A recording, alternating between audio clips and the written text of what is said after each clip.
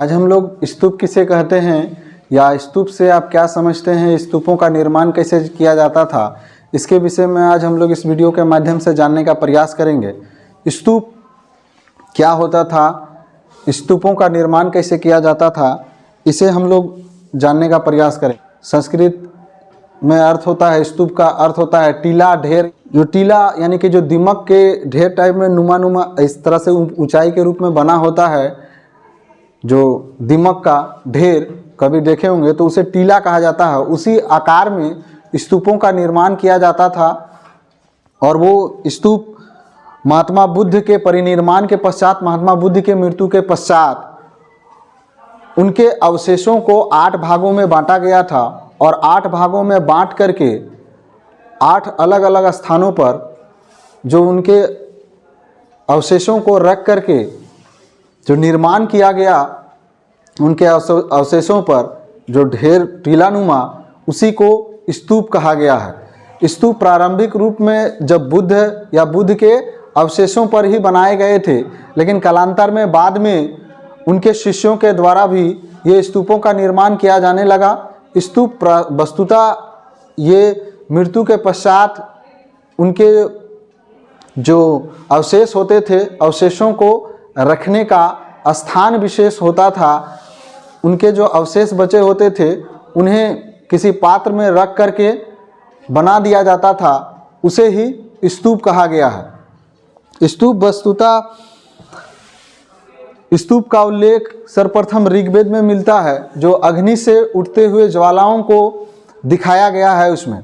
साथ ही साथ जो स्तूप का संबंध जो बौद्ध धर्म में दाह संस्कार से जुड़ा हुआ था। जो दाह मतलब मृत्यु के पश्चात उनके अवशेषों को रख करके मिट्टी या किसी अन्य बर्तन में अस्थियों को किसी पात्र में रख दिया जाता था और पात्र में रख देने के पश्चात ही उनका यानी कि एक ऊंचाई से उनका निर्माण किया जाता था और निर्माण करने के पश्चात ही स्तूप बनता था। जो स्तूप होते थे वस्तुतः अशोक के समय में लगभग अशोकावदान में अशोक ने 84,000 स्तूपों का निर्माण कराया था। वेनसांग भले ही अतिशयोक्ति लगती है, लेकिन वेनसांग जब 7वीं शताब्दी में जब भारत का वो दौरा करने के लिए जब आए थे, भारत का भ्रमण कर रहे थे, उस समय उन्होंने बहुत सारे स्तूपों को देखा था। उन स्तूपों में 84,000 स्तूपों में जैसे कि तक्षशिला, श्रीनगर, मथुरा, कन्नौज, प्रयाग वगैरह स्थानों पर भी उन्होंने स्तूपों को देखा था, लेकिन आज वो वर्तमान समय में वो स्तूप मौजूद नहीं है। तो इससे स्पष्ट है कि समय के साथ साथ वो स्तूपों का अंत होता चला गया और वो स्तूप आज मौजूद नहीं है, लेकिन वो स्तूप हुआ करते थे।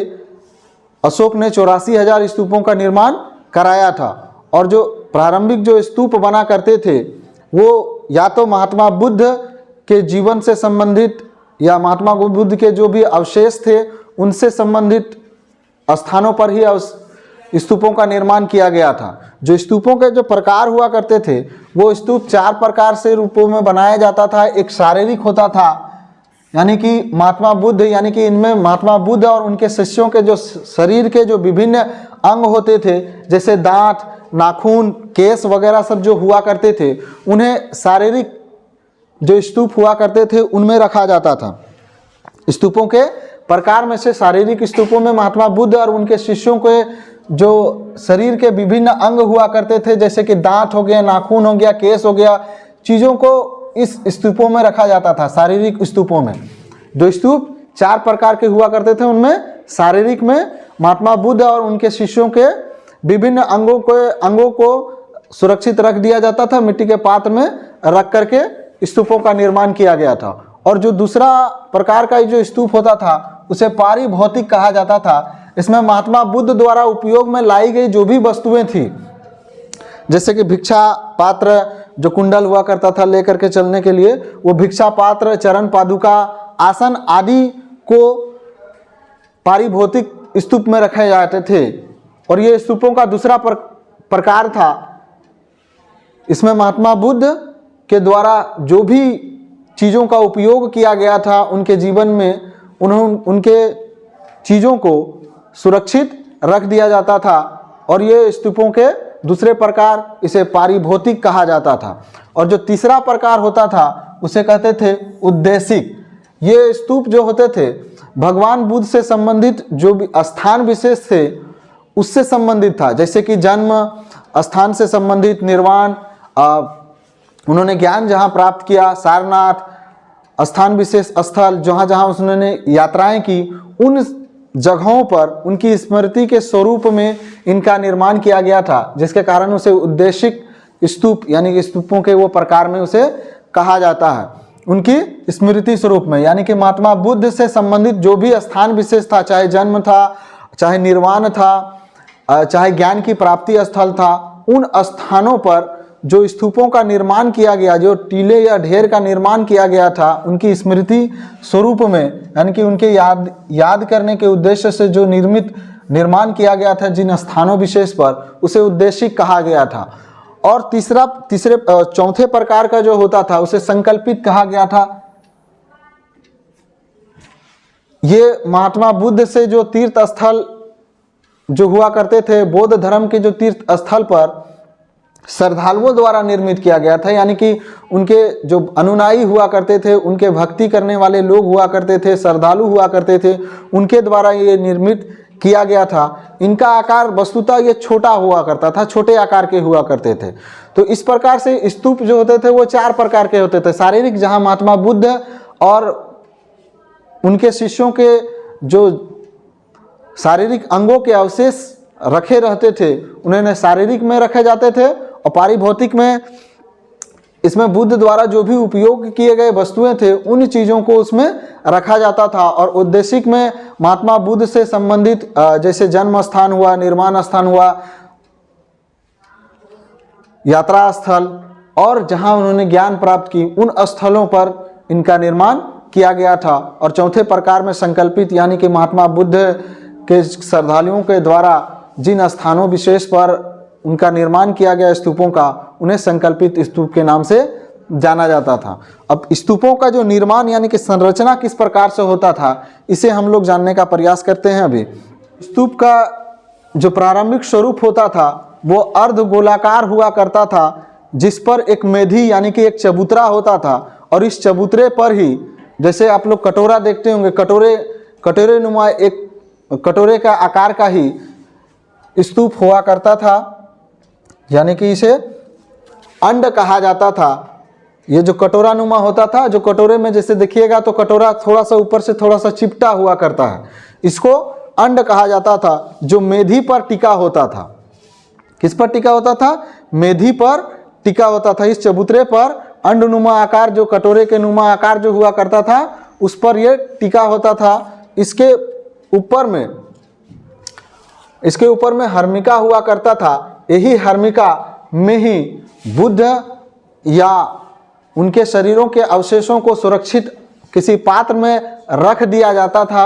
और रख करके यही गर्भगृह स्थान, मतलब वो स्थान विशेष होता था जहाँ पर ही उनके अस्थियों को सुरक्षित रखा जाता था। इस अंड के ठीक ऊपर में हर्मिका हुआ करता था। इसी हर्मिका में ही, यानी कि देव स्थान भी इसे कहा जाता था, क्योंकि उनके अवशेषों को इस स्थान विशेष पर सुरक्षित रख दिया जाता था। इसके ऊपर में ही छत्र हुआ करता था। छत्र यानी कि वो छत्ता के समान, यानी कि उस पात्र हुआ करता था, उस पर रखा जाता था। और इससे ऊपर में होता था यष्टि। यष्टि एक ध्वजा के समान होता था, डंडे नुमा, वहाँ ध्वज वगैरह सब प्रतीक चिन्ह के रूप में भी वो लगाया करते थे। तो इस तरह से उनका निर्माण होता था। साथ ही साथ वेदिका भी हुआ करती थी। वेदिका, जिसको हम लोग रेलिंग कहते हैं, रेलिंग यानी कि चारों साइड में इसको घेर दिया जाता था। और उसके बगल में ही प्रदक्षिणा पथ होता था, जिसके चारों ओर घूमने के लिए स्थान विशेष होता था। प्रदक्षिणा पथ मतलब उस जो स्तूप होता था, उस स्तूप के चारों ओर घूमने के लिए जो स्थान विशेष बचता था, उसे प्रदक्षिणा पथ कहते थे। मतलब जैसे स्तूप है, स्तूप के चारों ओर घूमने के लिए जो स्थान विशेष हुआ करता था, उसे प्रदक्षिणा पथ कहा जाता था। इसी रेलिंग के बगल में जो रेलिंग हुआ करती थी, उस रेलिंग के बगल में ये प्रदक्षिणा पथ हुआ करता था।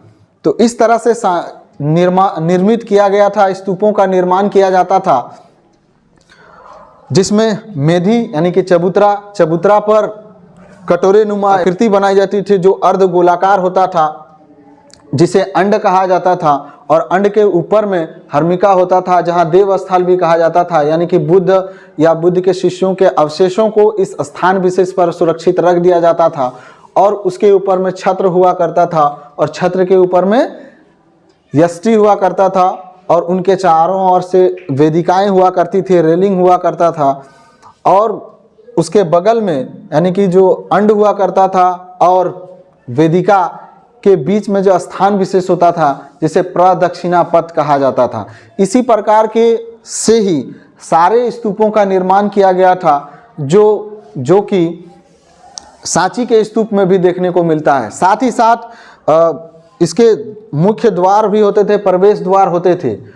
प्रवेश द्वार में तोरण हुआ करते थे, सुसज्जित रूप से तोरण बनाए जाते थे।